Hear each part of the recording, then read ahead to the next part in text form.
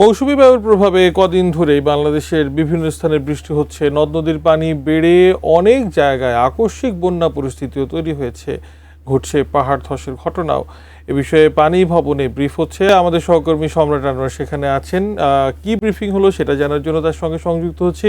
সম্রাট আনোয়ার, কি জানলেন পানি ভবনে?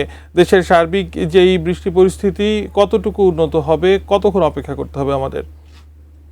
একটি ব্রিফিং করেছেন এবং সেই ব্রিফিং আমরা উপস্থিত ছিলাম এবং সেখানে যেটি জানানো হয়েছে যে দেশের বন্যা পরিস্থিতি কিছুটা উন্নতির দিকে আছে এবং যেহেতু গতকালকের তুলনায় আজকে সারা দেশে বৃষ্টিপাতের পরিমাণ কিছুটা কম, যদিও আমরা এখন ঢাকায় দেখছি যে সকাল থেকে বৃষ্টিপাত হচ্ছে, তবে সারা দেশের বৃষ্টিপাতের যে পরিস্থিতি সেটি তুলনামূলক কিছুটা কম।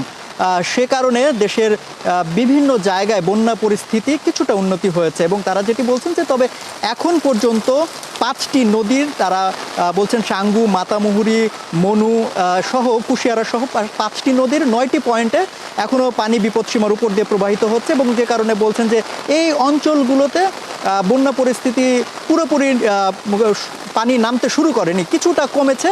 তবে অন্যান্য জায়গার যে অসুবিধাগুলো থাকে, অর্থাৎ আমরা দেখি যে দক্ষিণাঞ্চলে যখন পানি নামতে শুরু করে তখন কিন্তু আবার উত্তরাঞ্চলেও পানি বৃদ্ধির প্রবণতা বাড়ে।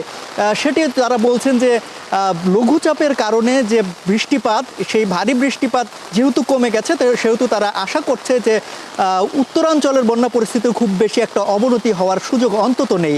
তো আসলে এর আগে আমরা যখন আবহাওয়া বিভাগে গিয়েছিলাম তারা যেটি জানিয়েছেন যে শনিবার এবং রবিবার থেকে বৃষ্টিপাতের পরিমাণ সারা দেশেই কমবে এবং সেই বৃষ্টিপাত যদি কমে আসে তাহলে অন্তত লঘুচাপের কারণে যে বৃষ্টিপাত হয়েছে সেটার ফলে যে বন্যা পরিস্থিতির অবনতি হওয়া সেই আশঙ্কাটা একেবারেই কমে আসবে এবং সেটি তারা বলছেন আজকেও যে বৃষ্টিপাত ইতোমধ্যে কমতে শুরু করেছে। যদিও আজকে আমরা সকাল থেকে দেখছি যে ঢাকায় আসলে থেমে থেমে বৃষ্টিপাত হচ্ছে। এখনও দেখছি যে আমার এখানে যে জায়গাটিতে দাঁড়িয়ে আছে এখানে কীভাবে বৃষ্টি হচ্ছে।